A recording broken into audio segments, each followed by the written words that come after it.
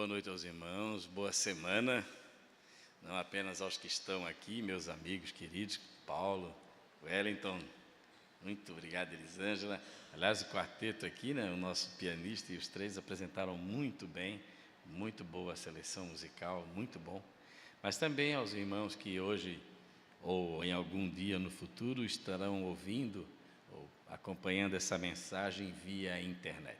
Que o Senhor abençoe a cada um de vocês, que ao terminar esse culto, vocês possam sentir que tiveram um encontro, obrigado meu querido ancião, um encontro com Deus, possam ir para casa em segurança, em paz, tranquilos, prontos para uma semana de atividades. Irmãos, o meu nome então é Christian, eu sou membro da igreja de Florianópolis, no Estreito, e eu rotineiramente venho aos domingos aqui, na Central de Florianópolis. Gosto muito desta casa, sou muito bem recebido. Aqui me sinto muito à vontade. Hoje nós vamos meditar no que está anotado no livro de Lucas, no capítulo 4, os versículos de meditação serão do 14 ao 30. Lucas 4, do 14 ao 30.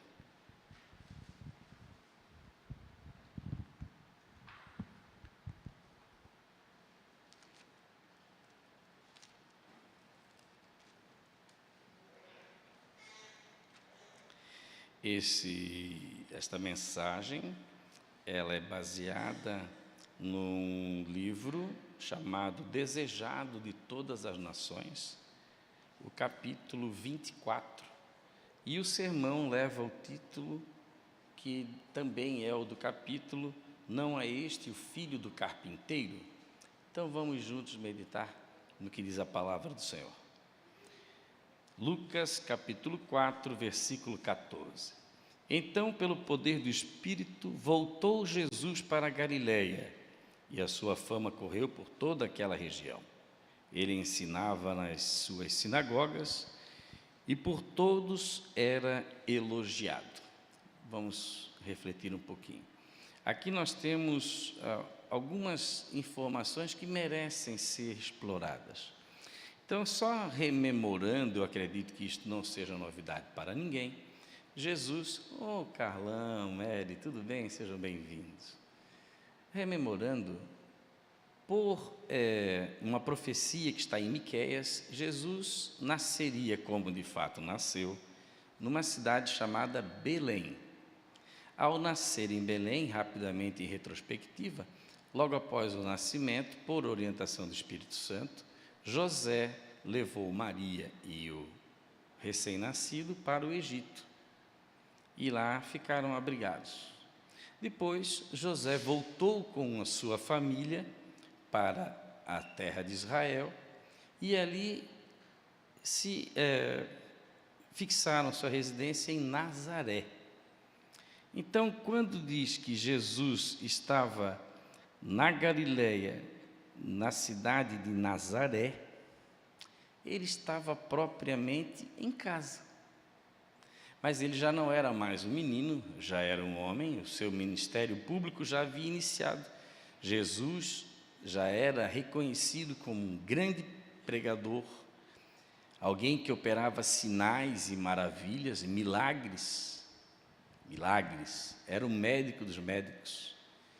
E o pessoal de Nazaré e da Galiléia o chamou, e ele foi, como era do seu costume, na sinagoga.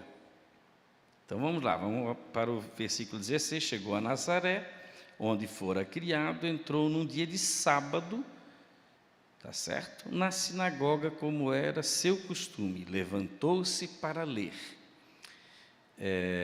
Cumprindo o mandamento, o quarto mandamento da lei de Deus, da lei mosaica, Jesus entra no dia santo, o dia separado por Deus para adoração, que é o sábado, e como era do seu costume, Jesus foi à sinagoga. Quando chegou lá na sinagoga, foi-lhe dada a oportunidade de ler.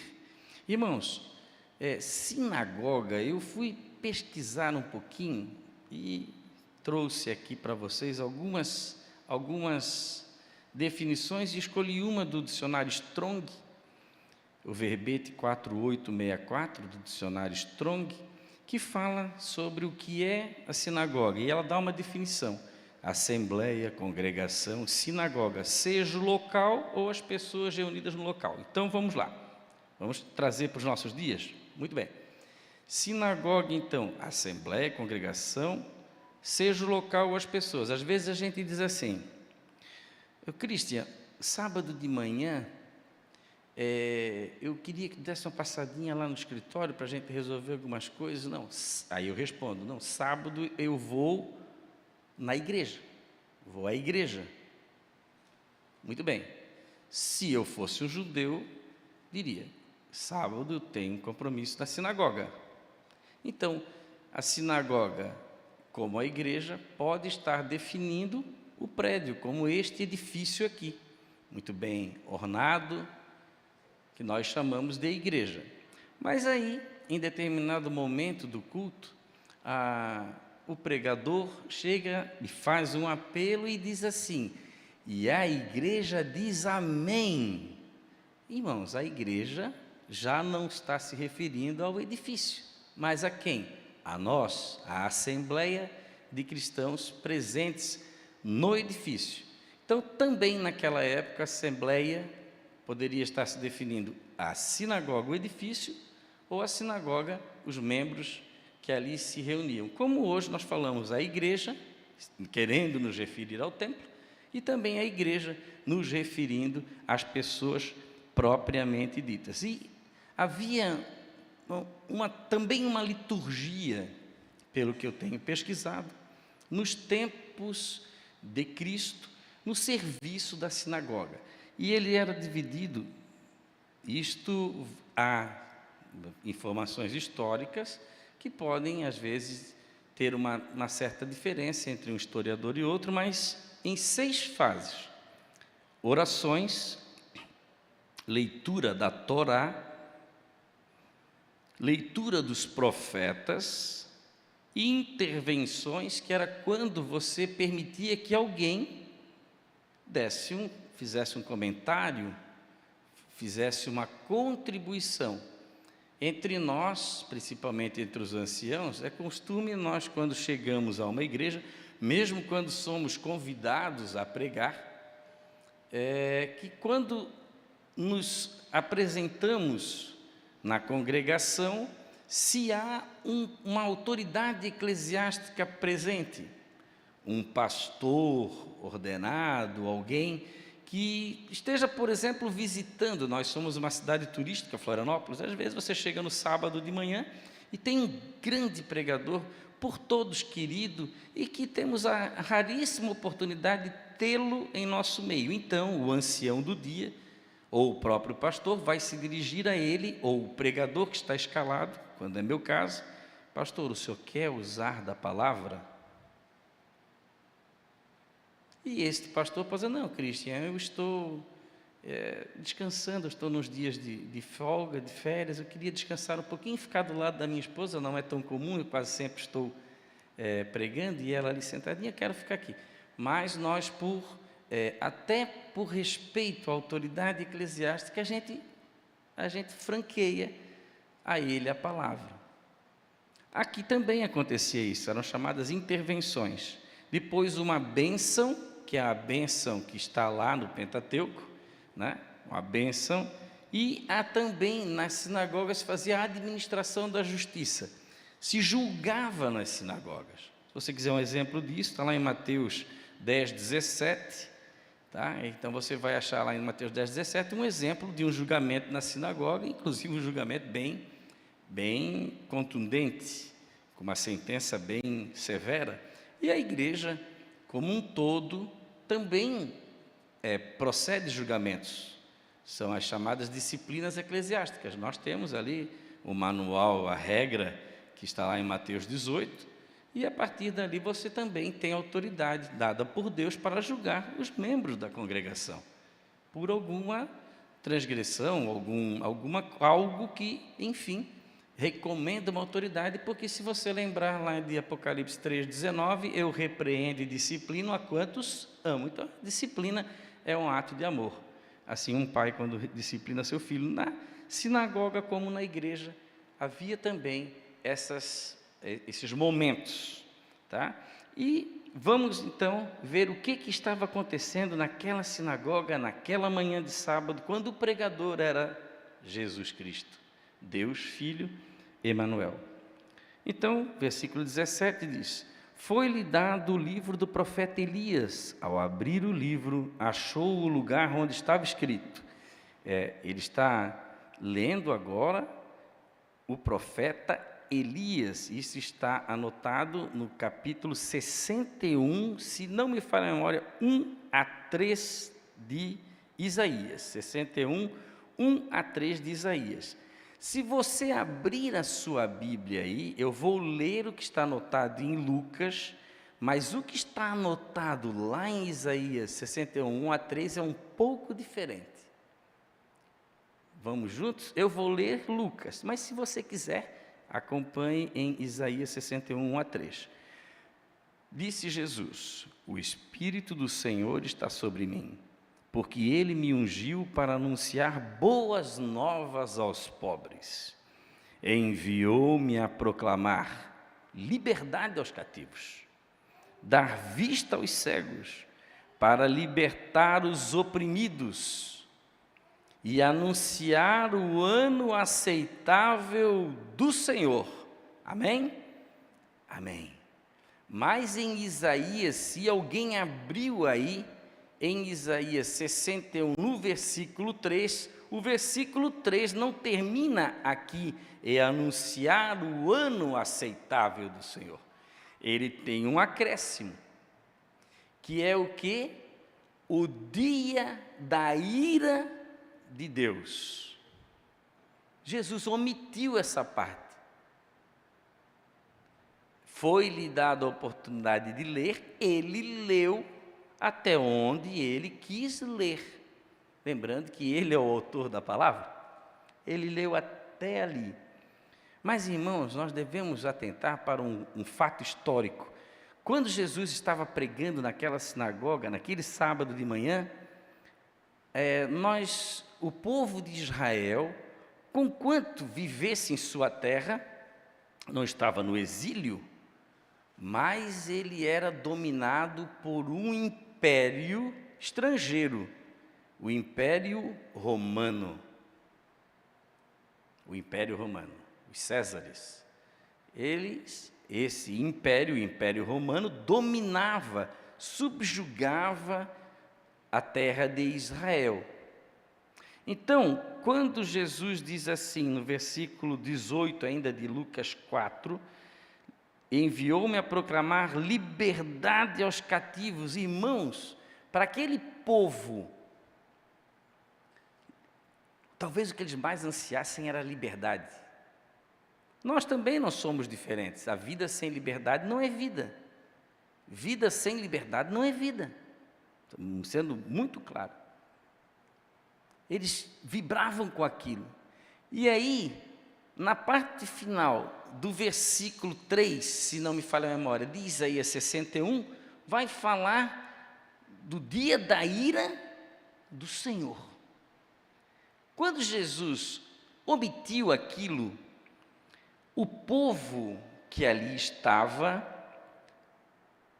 e até naquele momento, vibrando pela leitura do grande profeta Isaías, e pela eloquência de Cristo, como vocês vão ver na sequência, ficou, como é que eu vou dizer assim? Ficou apreensivo. Porque a parte que eles mais gostavam, segundo o que nós temos na profecia, a parte que eles mais gostavam de ouvir, meu irmão Wellington, era sobre a ira do Senhor. A ira que viria sobre aqueles que usavam de violência contra Israel, que dominavam pela força, pelo medo, pelo poder do exército da espada. O dia da ira do Senhor, como eles ansiavam por aquilo, como eles esperavam aquele Messias que viria, um guerreiro, para libertar o povo de Israel. No momento histórico que eu falo hoje, dia 19 de janeiro de 2025, as 3 primeiras reféns feitas por um grupo terrorista, reféns de Israel, foram libertadas. 3 jovens, se não me falha, a mais velha com 25 anos. Foram libertadas. Veja que a violência nunca se apartou de Israel.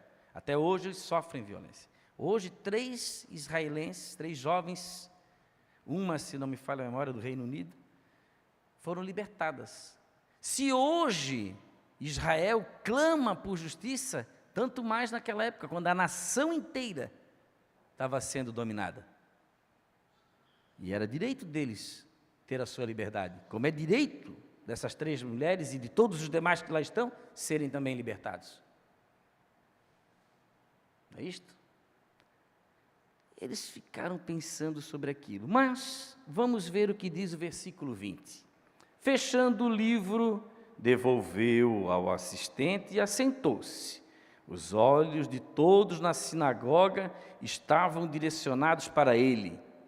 Então começou a dizer-lhes: hoje se cumpriu esta escritura que acabastes de ouvir. Quando lá Isaías disse: o Espírito do Senhor está sobre mim, aquele a quem Isaías profetizava era o que falava, que lia naquele momento, naquela sinagoga, na cidade de Nazaré, na província ali da Galileia, em Israel. Era dele que o profeta falava. E ele vai continuar.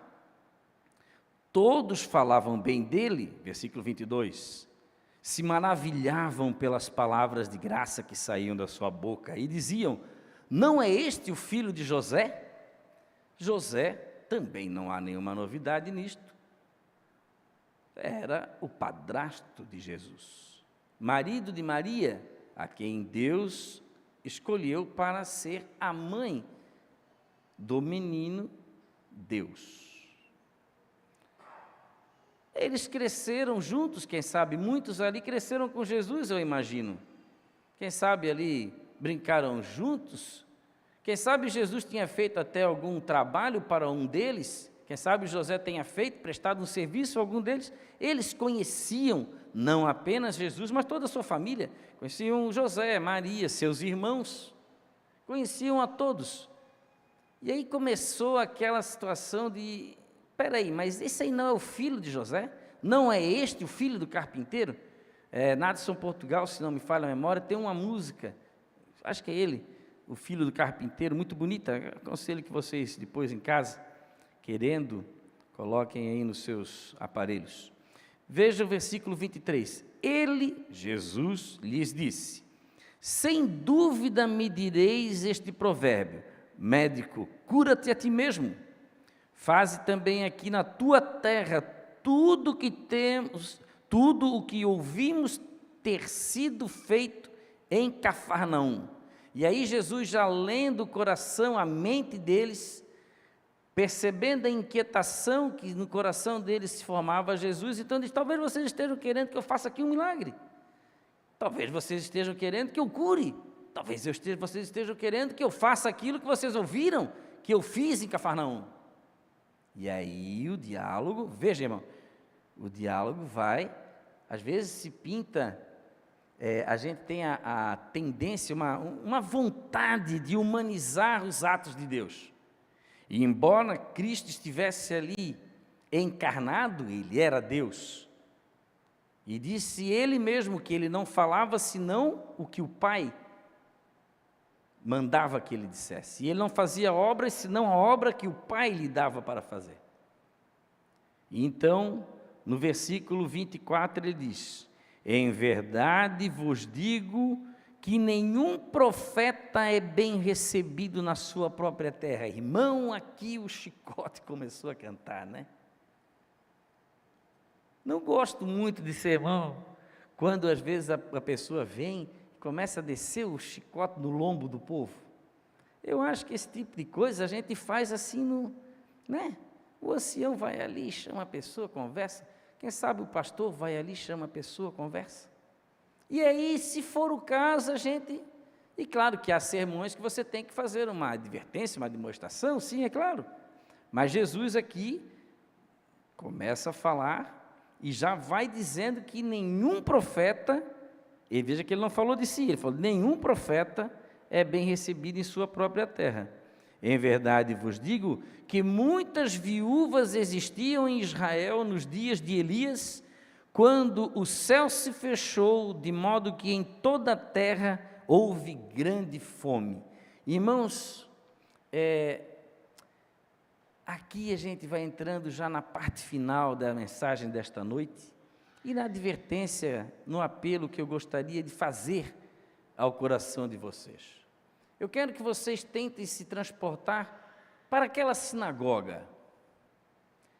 Pensem que vocês estão vendo ali um vizinho, um conhecido, uma pessoa respeitada, cuja fama já chegou a vocês, mas que vocês conhecem.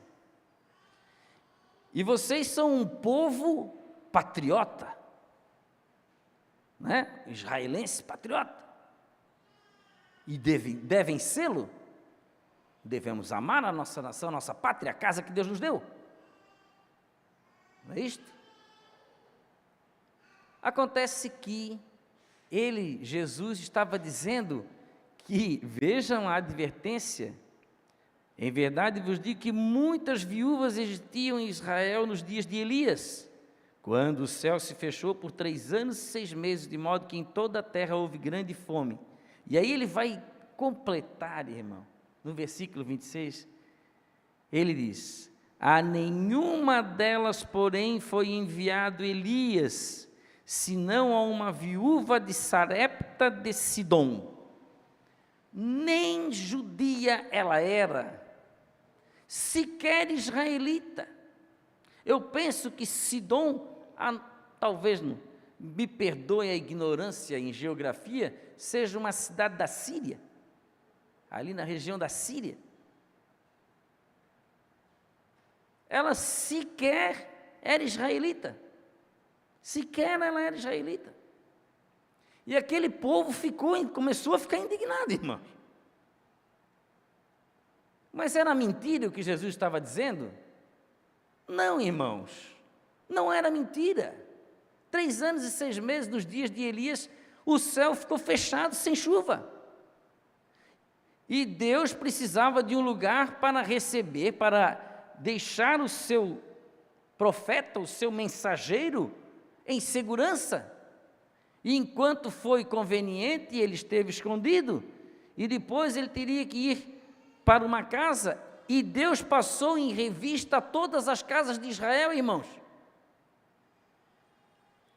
E agora, meus irmãos, são as nossas casas. Lembram que eu falei que nós deveríamos nos transportar para aquela sinagoga e nos sentirmos como que conterrâneos e contemporâneos daqueles que ouviam esse discurso de Cristo, esse sermão de Cristo, dentro de uma sinagoga, oratória religiosa? Quer dizer que Deus passou por cima da casa do Christian e não achou fé ali, nem morada segura, abrigo seguro para o seu profeta. Você acha que isso é uma mensagem boa, agradável? Talvez não, mas certamente é uma mensagem de salvação. Porque muitas vezes Cristo balançava as pessoas, ele mexia com as pessoas. Será que eu posso mexer também? Onde estão os seus irmãos? Onde eles estão? E se ao invés do Christian, a mensagem tivesse sido escrita por Cristo, e eu confio que foi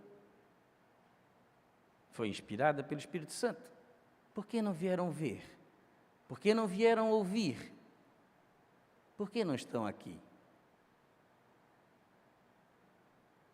Será que hoje, se Deus passasse nas casas da minha querida e amada Florianópolis, a terra em que eu nasci,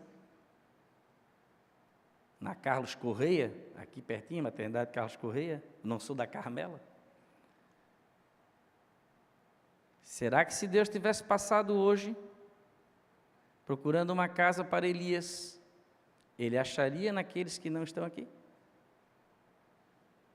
Não os conheço, por isso posso falar, posso prospectar, posso supor, posso argumentar.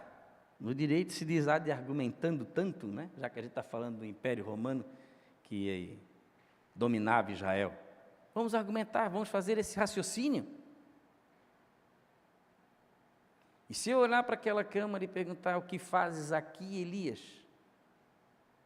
Porque ao contrário de muitos que se refugiam em casa, Elias se escondeu sob forte depressão numa caverna, e Deus estava lá. Que fazes aqui, Elias? Deus não diz assim: que fazes aí, Elias? Deus diz: que fazes aqui, Elias? Que fazes aí? O que fazes? Vamos continuar? Pode ser que Jesus agora melhore o astral do sermão para terminar bem. Versículo 27. E muitos leprosos havia em Israel no tempo do profeta Eliseu, e nenhum deles foi purificado, senão Naamã, o sírio. Ora, a lepra era uma coisa terrível e assolava o mundo antigo naqueles dias. Não sei se a pior de todas as doenças, porque incapacitava, deformava, era incurável, altamente transmissível. Mas Deus, minha irmã, que canta tão bem, procurou leprosos a curar. E só achou fé naquele oficial da guarda do rei da Síria. Verdade que Jesus tinha curado muita gente, mas lembra que ele fez uma pergunta? Talvez vocês estejam querendo perguntar: médico, por que não curas a ti mesmo? Por que não fazes aqui o que temos ouvido que tu fizeste lá em Cafarnaum? E Jesus está respondendo aquilo que é a pergunta que eles não tiveram coragem de fazer. E Jesus está fazendo isso por amor. Jesus está fazendo isso por amor, porque daria a cabo de algum tempo a vida por cada um deles, os que estavam na sinagoga e os que estão em casa agora, os que estavam na igreja e os que estão em casa agora. Jesus morreu por mim, por você e por eles, mas eles tiveram o privilégio de serem confrontados, advertidos por Jesus. E eu agradeço, porque um dia Jesus fez isso comigo, me confrontou, me desafiou, me chamou e não me largou. E hoje eu estou aqui, tenho a honra de estar aqui com meu filho, Tiago, 17 anos, e com tantos amigos e tantos outros que estão em casa, que eu talvez pudesse ter abraçado a saída. E aí, irmãos, Jesus agora mexeu com a nacionalidade deles, com o orgulho deles, com a jactância deles, com a soberba deles, com a autossuficiência religiosa deles, porque eles tinham a verdade. Eles eram depositários da palavra do Senhor. Dentre eles, Deus trouxe seu filho, lá da tribo de Judá. Eles tinham todos os motivos, sim, para olharem para o céu e darem o amém, o glória, aleluia. Somos o povo de Deus. Mas agora, confrontados por Cristo, vejam o que aconteceu. 28. Todos na sinagoga, ao ouvirem estas palavras, se encheram de ira. Levantando-se, expulsaram-no da cidade e o levaram até o cume do monte, em que a cidade deles estava construída, para de lá fazerem o quê? Jogarem ele. Espero que não façam isso comigo. A ponte esse luz está ali, é bem alta, né? E eu ainda não desenvolvi a capacidade de voar, tal qual o Christopher Reeve, mas aqui eles queriam matar Jesus. E aí o versículo 30, ele, Jesus, porém, passando pelo meio deles, retirou-se. Ellen White fala a respeito disto, tá certo? A respeito disto. Ela diz assim, e me permitam apenas brevemente ler pequenos trechos, que diz o seguinte: o Senhor passou por alto os lares de Israel, procurando refúgio para o seu servo, numa terra pagã, junto a uma mulher que não pertencia ao povo escolhido. Essa mulher, porém, foi favorecida por haver seguido a luz que tinha, e o coração abriu-se-lhe a maior luz que Deus lhe enviou por intermédio do seu profeta. Você quer saber, irmão? Não é a quantidade de luz, de conhecimento, porque conhecereis a verdade e a verdade vos libertará. Mas não é a quantidade de luz, mas a qualidade, as ações que essa luz, que é Jesus, que é a luz do mundo, produz no seu dia a dia. Então você conhece a luz, então você tem a sua vida inundada pela luz, é tão gostoso. Eu gosto, e ainda terei esta oportunidade de ter uma casa virada para o norte, para pegar aquela luz do fim do dia. Amo a luz do fim do dia. Quando ela esquenta assim o rosto da gente, é tão gostoso. E eu vou pensar que essa luz é Jesus e que Ele está ali, me abraçando. Essa luz, por menor que seja, na sua vida, como foi na vida daquele oficial leproso, como foi na vida daquela viúva, lá de uma terra estranha, essa luz, se produz ações concordes com a vontade de Deus e a doutrina de Jesus, essa luz aumenta pela presença do Senhor. É como se você pegasse uma brasa e fosse soprando, adicionando oxigênio àquele fogo, e ele vai se inflamando mais e mais e mais e mais e mais e mais, e fora fica o orgulho, fora fica a jactância, fora fica a soberba, fora fica o auto-reconhecimento, se eu puder dizer assim, fora fica a denominação. Se você depositar nela a fé para a sua salvação. A fé é aquela que conduz a Cristo.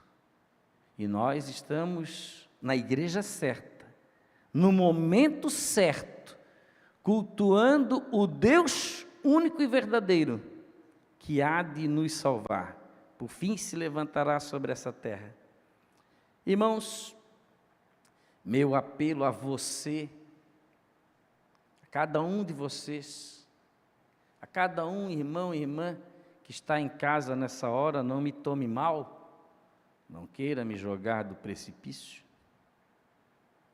mas a cada um de nós, e a mim, ontem de madrugada, quando durante muitas horas, em oração, redigi esta mensagem. Esta mensagem foi apresentada a primeira vez em Biguaçu, ontem de manhã, e hoje aqui. Quando redigia e os meus olhos estavam mareados, lembrando que talvez Deus hoje estivesse passando sobre a minha casa, e estivesse passando de largo, não para me poupar do anjo destruidor, mas por não ter achado refúgio para o seu profeta. Meu apelo é que essa luz que te trouxe aqui, irmão, e louvado seja Deus pela sua vida, essa luz que hoje te faz, em algum momento, ouvir essa mensagem, que ela cresça mais e mais e mais e mais, e por fim você se torne um farol. Você se torna um farol irradiando a mensagem da salvação. Que Deus nos abençoe e assim atenda a nossa oração nesta noite de domingo, já a parte escura da segunda-feira, o segundo dia da semana, do dia 19 de janeiro de 2025. Hoje houve salvação na sua, na minha casa e nesta igreja. Amém.